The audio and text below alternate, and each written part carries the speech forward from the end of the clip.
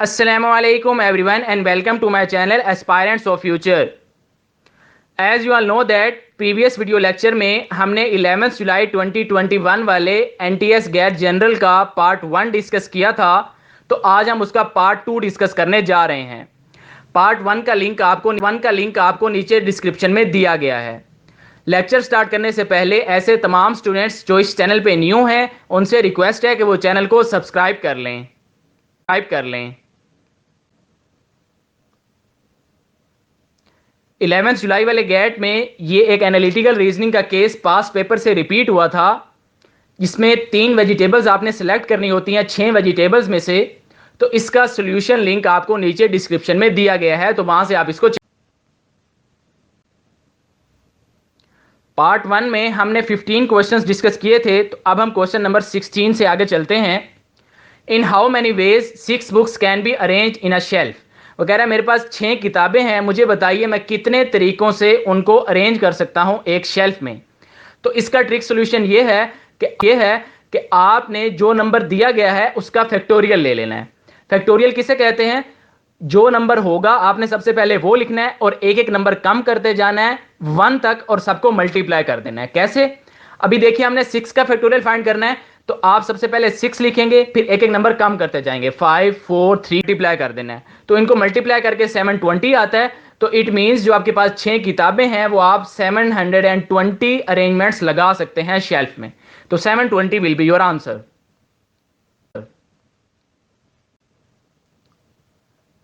ये आपके पास question number 17 है। A mother is 3 times the age of her son. वो कह रहा है एक माँ है जिसकी जो एज है वो अपने बेटे की एज का 3 गुना है। तो इसकी इक्वेशन हम कैसे बनाएंगे? m मदर के लिए और s सन के लिए। तो m is equal to 3s आ जाएगा।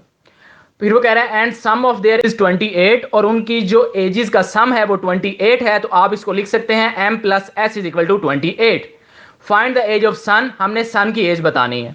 तो आप पहली इक्वेशन से m की वैल्यू उठाकर दूसरी इक्वेशन में पुट कर देंगे। तो आप लिखेंगे 3s plus s equals 28। 3s plus s 4s हो जाएगा। तो 4s इज इक्वल टू 28।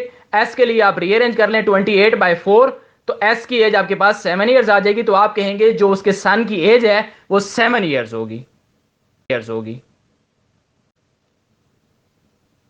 ये आपके पास क्वेश्चन नंबर 18 है। Ali has thrice money as Ahmad. Ali के पास अहमद से 3 गुना ज्यादा पैसे हैं। Ali gives Ahmad 50 rupees. वो कह रहा है अली ने अहमद को 50 रुपीज दे दिए हैं। And now Ahmad has thrice money as Ali. अब अहमद के पास 3 गुना रकम हो गई है अली की निस्बत। Find the total amount. तो हमें बताइए टोटल अमाउंट कितनी है। तो ये थोड़ा ट्रिकी क्वेश्चन है, तो गौर से देखिएगा कैसे सॉल्व करते हैं। तो पहली कंडीशन के अकॉर्डिंगली आप लिख सकते हैं कि Ali has thrice money as Ahmad. तो सबसे पहले आप ये देख लें कि ए अली को डिनोट कर रहा है और जो एच है वो अहमद को डिनोट कर रहा है। तो अली के पास 3 गुना रकम है, तो आप इसको लिख सकते हैं ए इज इक्वल टू 3h। ए अली और एच अहमद, तो ए इज इक्वल टू 3h आ जाएगा। अब उसने कहा है कि अली ने 50 रुपीज अहमद को दे दिए हैं, तो ऐसे 50 रुपीज कम हो जाएंगे। तो मैं लिख सकता हूं a माइनस 50। और ये जो उसने 50 रुपीज दिए हैं ये अहमद को दिए हैं, तो अहमद के अकाउंट में 50 रुपीज ऐड हो जाएंगे।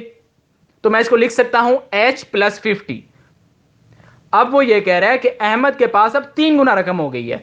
तो h plus 50 is equal to 3 times a minus 50। यहां पे माइनस क्यों आया? क्योंकि अली दे रहा है। और h के साथ प्लस 50 क्यों आया? क्योंकि अली के पास पैसे जा रहे हैं।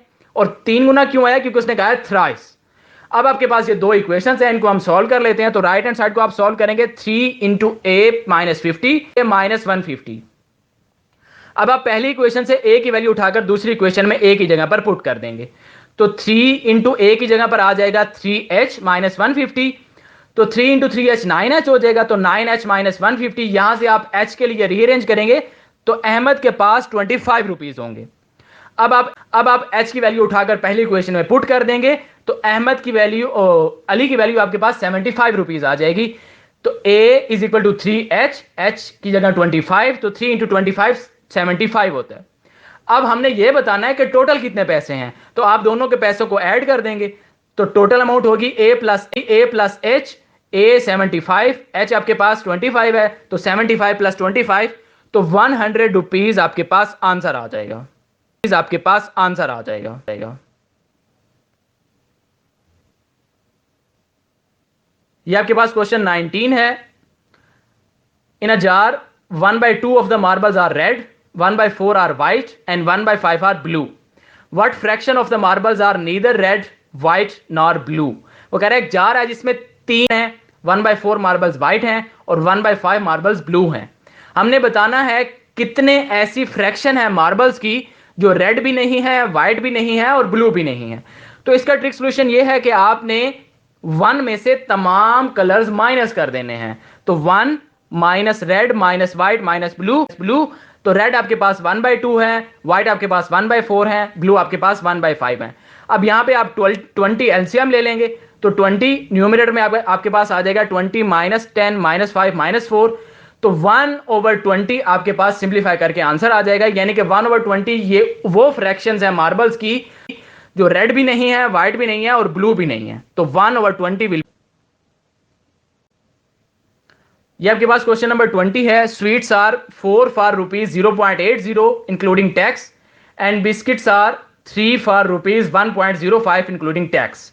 What is Kiran's change from rupees 5 if she buys 8 sweets and 6 biscuits at these prices.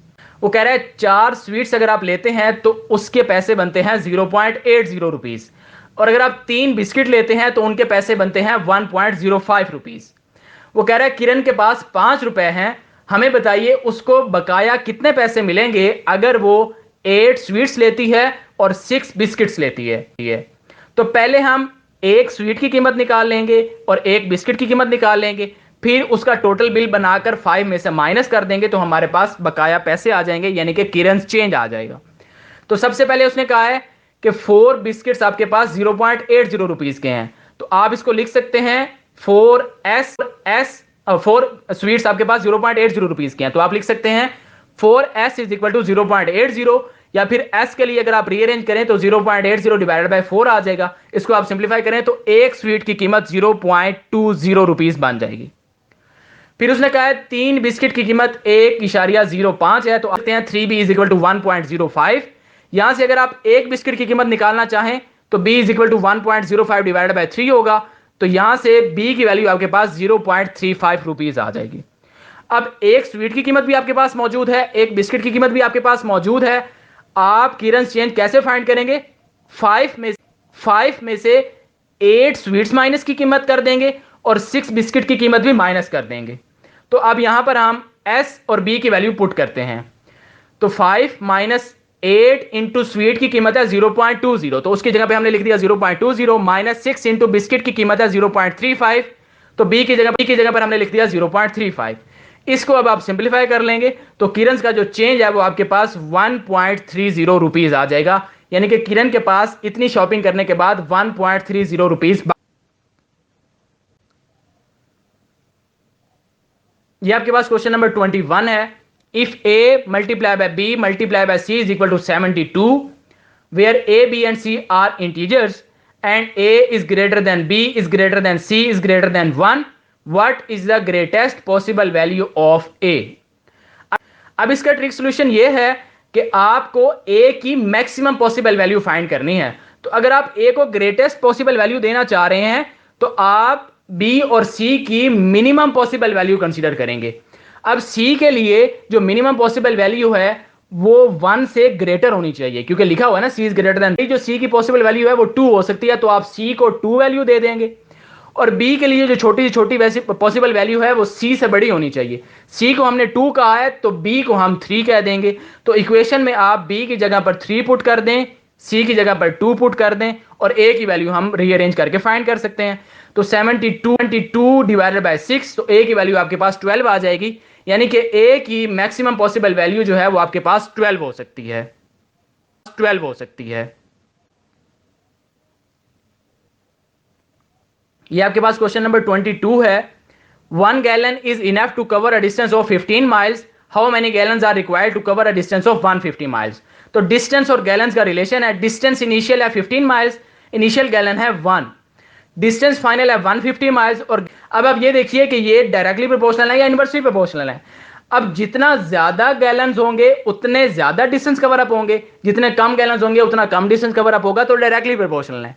तो डायरेक्टली प्रोपोर्शनल के केस में आप क्रॉस में वैल्यूज को मल्टीप्लाई करते हैं, तो आप 150 को 1 के साथ मल्टीप्लाई करेंगे तो आप लिखेंगे 150 मल्टीप्लाई बाय 1, और जो बाकी मल्टीप्लाई बाय 1, और जो बाकी वैल्यू है 15 वो नीचे आ जाएगी। तो इसको आप सिंप्लीफाई कर लेंगे, 15 1 जार 15, 15 10 जार 150 होता है। तो आपके पास 10 गैलन्स आंसर आ जाएगा। ये आपके पास क्वेश्चन नंबर 23 है, 12s³ होल स्क्वायर। अब आपको यहां पर सिंप्लीफाई करके बताना है कि इसका क्या आंसर आएगा। अब आपके पास ये जो स्क्वायर है ये दोनों वैल्यूज पर है, यानी कि 12 पर भी स्क्वायर है और s³ पर भी स्क्वायर है। तो इसको हम अलग अलग करके लिख सकते हैं, 12 का स्क्वायर इंटू s³ का स्क्वायर। अब 12 के स्क्वायर से यह मुराद है कि आपने 12 को 2 टाइम्स मल्टीप्लाई कर देना, यानी कि 12 इंटू 12। और जो आपके पास s³ का स्क्वायर है, तो एक बेस हो और उसकी 2 पावर्स हो तो वो दोनों पावर्स आपस में मल्टीप्लाई हो जाती हैं। तो 3 12 144 और s raise to power 3 into 2 6 होता है। तो आपके पास सिंप्लीफाई करके आंसर आएगा 144 s रेज टू पावर 6। जिन स्टूडेंट्स ने अभी तक चैनल को सब्सक्राइब नहीं किया उनसे रिक्वेस्ट है कि वो चैनल को जरूर सब्सक्राइब करें। ये आपके पास क्वेश्चन 24 है, सिंप्लीफाई करना है 225 डिवाइडेड बाय 300, और नीचे आपके पास 4 ऑप्शन है, 17/20, 15/24, 3/4 या फिर 5/18।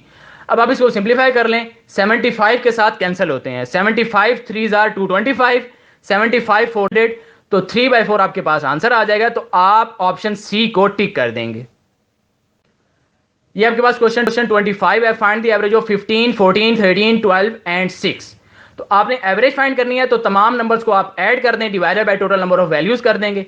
तो तमाम नंबर्स को जब आप ऐड करते हैं तो आपके पास 60 आता है, और डिवाइडेड बाय 5 करेंगे तो 5 1 जार 5, 5 12 जार 60 होता है। तो आपके पास इन नंबर्स की जो एवरेज है वो 12 आ जाएगी।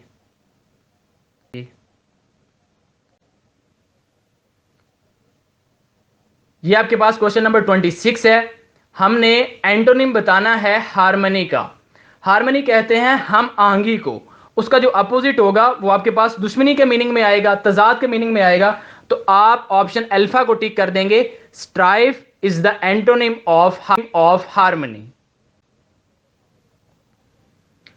ये आपके पास क्वेश्चन 27 है, एनालॉजी बतानी है ग्रीड और करप्शन की। नीचे 4 ऑप्शन है, insult enemy, sleep dream, goodwill friendship और नॉलेज और बुक।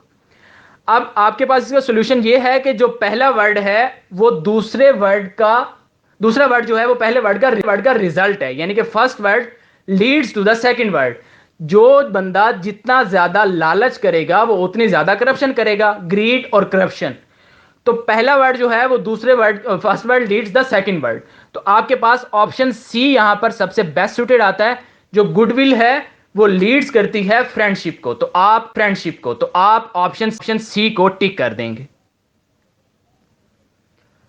ये आपके पास क्वेश्चन नंबर 28 है, ऑब्टेन का एंटोनिम बताना है। तो ऑब्टेन का मतलब हासिल करना होता है, तो अगर आप कुछ खो देंगे तो उसका मतलब लूज हो जाएंगे। ये आपके पास क्वेश्चन नंबर 29 है, Salim agrees dash me in this matter to with at on. तो एग्रीज के साथ most of the time with वाला प्रेपोजिशन आता है, तो आप कहेंगे Salim agrees with me in this matter. तो आप ऑप्शन बीटा को टिक कर देंगे। ये आपके पास क्वेश्चन नंबर 30 है, एनालॉजी बतानी है पुअर और मनी की। नीचे ऑप्शन है weak bold, strong body, bold dark, weak और स्ट्रेंथ। अब जो पहला वर्ड है वो दूसरे वर्ड की डेफिशिएंसी को इंडिकेट करता है। तो आप पुअर पे जितना ज्यादा कम मनी होगी उतने ज्यादा आप पुअर।